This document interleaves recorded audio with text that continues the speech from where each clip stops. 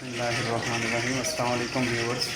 میں آج French fries chips اور فش فرائی جو ہے وہ بنانے لگا ہوں۔ آج فرائز میں نے کاٹ لی ہیں اور فش کو میں نے ادرک اور لہسن کا پیسٹ لگا دیا اور ساتھ میں نے کوئی وہ مارکیٹ والا مسالہ نہیں ایسے ایڈ کیا۔ اس میں نے نمک، مرچ، بیسن، زیرہ مرچ، زیرہ، اجوائن اور سوکھا دھنیا ان کا میں نے پیسٹ پاؤڈر بنا کے تو اس کو لگا کے تقریباً آدھا گھنٹے کے لیے میں نے ابھی اس کو رکھ دیا ہے۔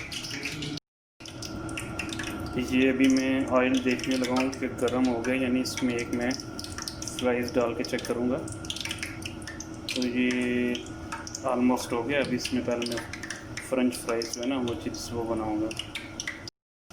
اچھا، ابھی یہ آئل صحیح گرم ہو گیا تھا۔ ابھی اس میں نے جو آلو کے چپس کاٹے ہوئے تھے وہ ڈال دیے اور فلیم جو ہے اس میں نے تیز کیا ہوا ہے تاکہ تھوڑے کرسپی پکیں۔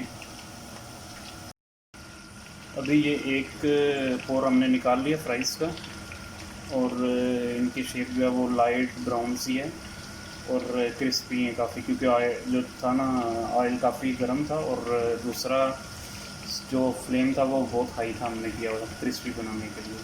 ابھی یہ سیکنڈ پور ہم نے ڈال دیے تو اس کو بھی آئل کافی گرم ہے اور فلیم جو ہے وہ ہائی پہ ہی ہے۔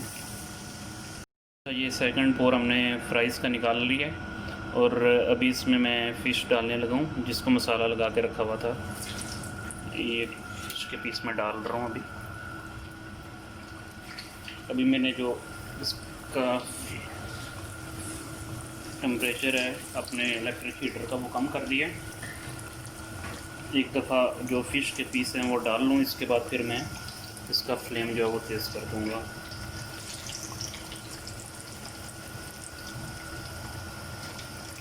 یہ میں نے ڈال دیا۔ ابھی تک اس کا ٹمپریچر میں بڑھا دوں گا اور ابھی اس کو ڈیپ فرائی میں کروں گا۔ 2 منٹ جو ہے نا ہم نے اس کو آئل میں ایک سائڈ فرائی کی ہے۔ ابھی اس کو ہم نے سائڈ چینج کر دی ہے۔ ابھی اس کی جو کلر ہے وہ لائٹ براؤن ہو گیا اور وہ آپ دیکھ رہے ہیں بیسن وغیرہ یا مسالہ وغیرہ بھی نہیں سے اترا ہے، کیونکہ یہ جو ہم نے تقریباً آدھا گھنٹہ ہم نے میرینیٹ کر کے رکھی ہوئی تھی نا مسالے لگا کے، اور بیسن بھی اس کے ساتھ لگا دیا تھا، اس وجہ سے جو ہے نا وہ مسالہ نہیں اس کا اترا اور یہ بھی ڈیپ فرائی نہیں کر رہے ہیں۔